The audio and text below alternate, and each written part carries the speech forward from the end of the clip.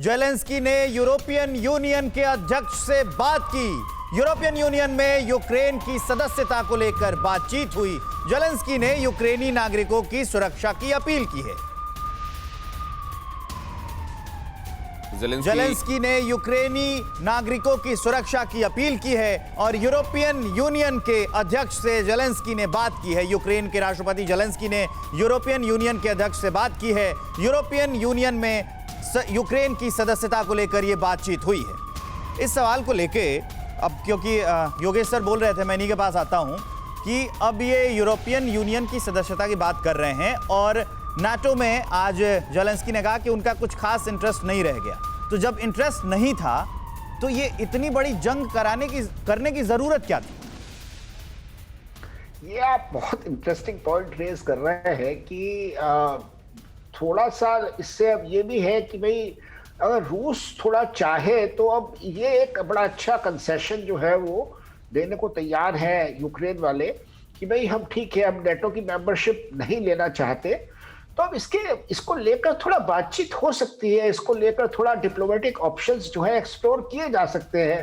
क्योंकि अगर रूस ये सोच रहा है कि ये बिल्कुल सरेंडर करेंगे और ये बिल्कुल अपने नीज पर आ जाएंगे तो ऐसा नहीं पॉसिबल है। इतने दिनों के बाद में जो है मतलब आप ये कह रहे हैं सर एस्केप रूट दिया है ये यूक्रेन ने रशिया को? बिल्कुल जी नहीं, लेकिन देखिए योगेश सर, आपसे मैं समझ रहा हूं कि देखिए जिस नेगोशिएशन की आप बात कर रहे हैं और अभी जो बात सामने आ रही है कि जेलेंस्की ने यूरोपियन यूनियन के अध्यक्ष से बात की, अध्यक्ष से बात की, सदस्यता को लेकर जो बातचीत है उसे स्पीड अप करने की बात हो रही है। लेकिन तमाम शर्तों के बीच में जो व्लादिमीर पुतिन की तरफ से रखी गई है उसमें किसी भी ब्लॉक में, चाहे वो नेटो हो चाहे वो यूरोपियन यूनियन है, इसमें शामिल नहीं होना, यह भी क्लियर किया गया है। योगेश सर, हाँ देखिए, यूरोपियन यूनियन जो है वो तो कोई मिलिट्री ब्लॉक तो नहीं है ना। नेटो तो एक किस्म से मिलिट्री अलायंस है, हालांकि वो कहते हैं कि इट्स अ डिफेंसिव अलायंस, लेकिन यूरोपियन यूनियन तो कोई मिलिट्री ब्लॉक नहीं है।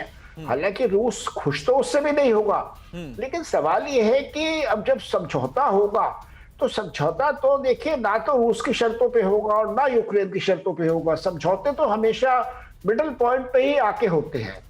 तो अब ये एक अच्छा मतलब जिसे कहते हैं संकेत तो है। क्या सर यहाँ पे अब ये एक तरीके से दो राहे पे खड़े हुए हैं सब लोग, एक तरफ एस्केप रूट और कहीं ऐसा लग रहा है कि शायद कोई मिडिल पॉइंट अचीव कर लिया जाए दोनों तरफ से, लेकिन दूसरी तरफ से डेटरेंस फोर्स अलर्ट होना, वहाँ अमेरिका में ब्रेनस्टॉर्मिंग बड़े टॉप ऑफिशियल्स के बीच में जो उसी सूरत में साथ में मिलते हैं और बातचीत करते हैं जब उनको लगता है कि कहीं न्यूक्लियर थ्रेट जैसी कोई बात हो रही है, हमको अपना न्यूक्लियर एक्टिवेट करना पड़ सकता है। इसको जरा दुष्यंत सर समझना चाहते हैं हम कि यहाँ मामला अब 50-50 पे खड़ा हुआ है, 70-30 पर खड़ा हुआ है, या इसको 70-30 ही कहें लेकिन दूसरी तरफ का 70-30 है ये?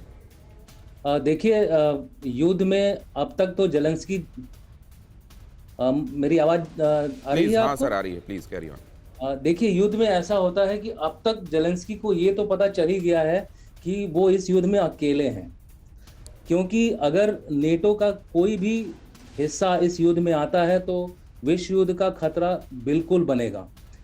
ये भी ध्यान में रखिए कि रूस की जो सेना है वो यूक्रेनी सेना से करीबन 5-6 गुना बड़ी है।